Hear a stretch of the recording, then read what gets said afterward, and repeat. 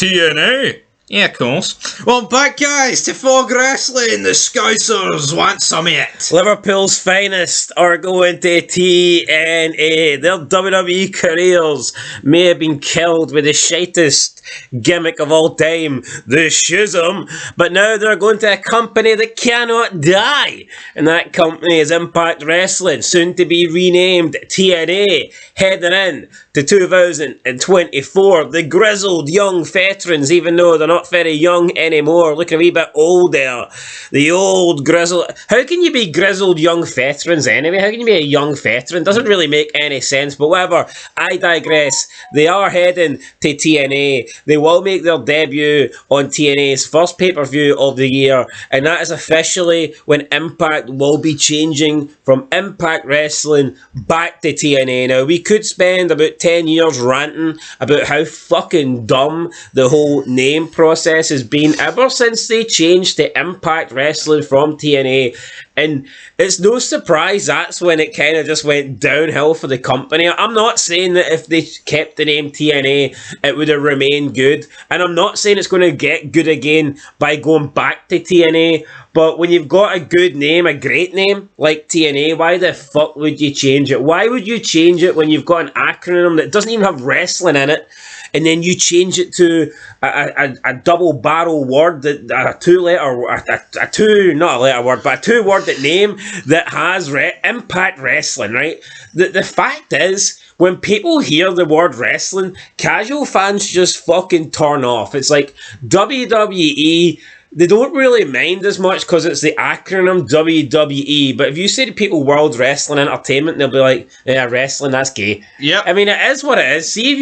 Unless your core audience, unless the only people that you want to attract are the people that love wrestling, then you're better off not having wrestling in the name. I think that's why TNA was fucking great. Total non-stop action. I think anyone would give that a try. Oh, what's TNA? Oh, that sounds good. But then they changed it to Impact Wrestling. But whatever.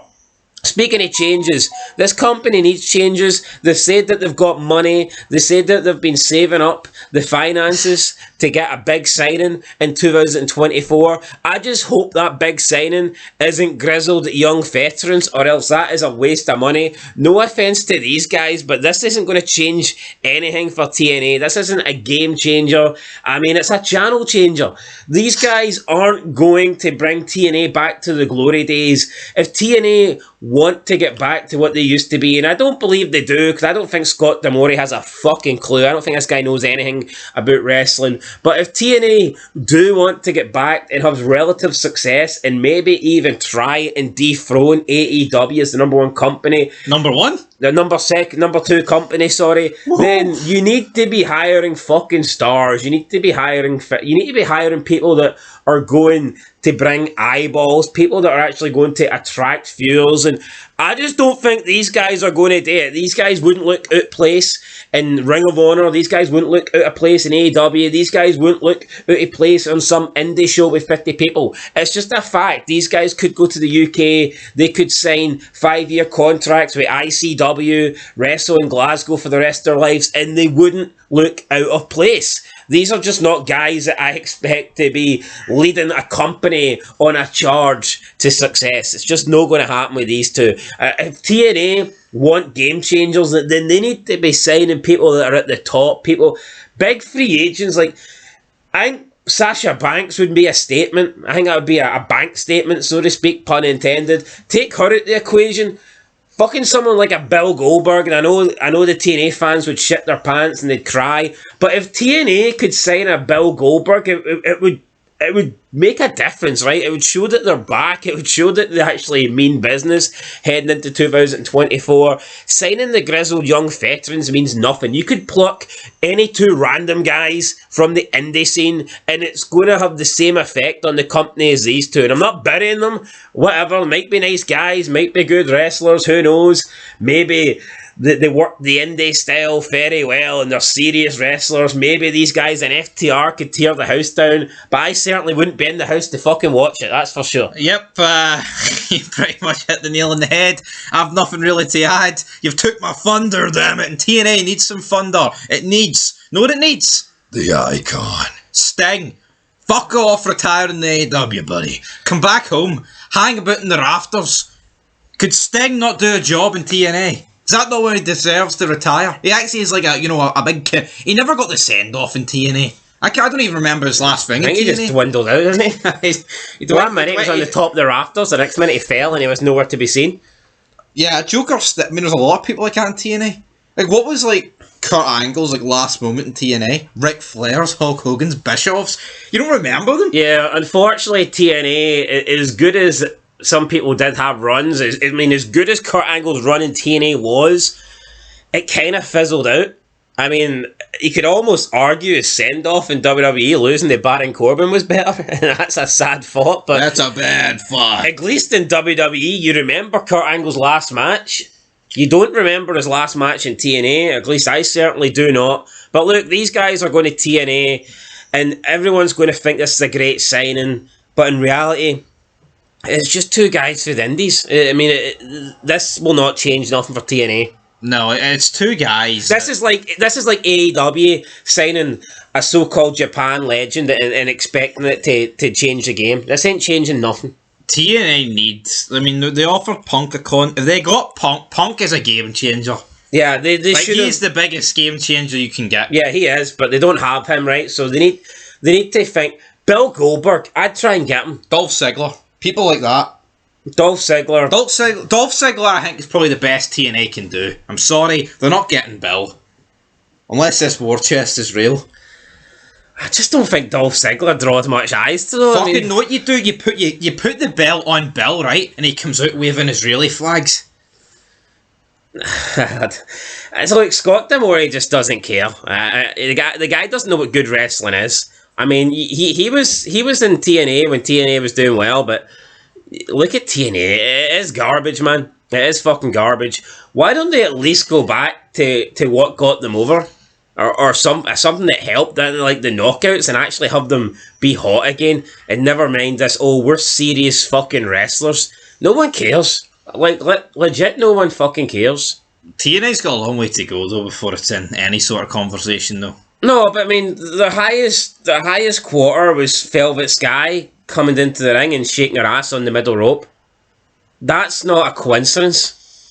That's a spoiler. They need to go back to their basics, TNA, but I think too many years have passed, man. It's like, you look at wrestling, see when Nitro went off the boil, it didn't last long. TNA's been off the boil for how long, man? Just put out its misery.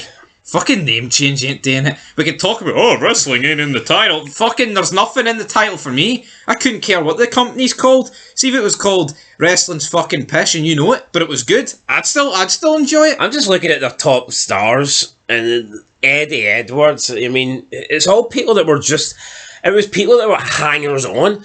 Like, even when you look at AEW, the people that were used to be in TNA, they were just like, they were fucking literally opening card guys. TNA explosion level guys. But now, the people that were just jabronis in TNA in the mid to late 2000s are now considered top guys in the business. It's like, see when Eddie Edwards is one of your top people, like, you're fucking in trouble. Yep, you're in shark-infested waters. You're in trouble, man. Shark-infested waters. I mean, Tommy Dreamer running about at the age of, 52 with a fucking man. Look at this Josh Alexander guy. He comes out with the wrestling helmet on.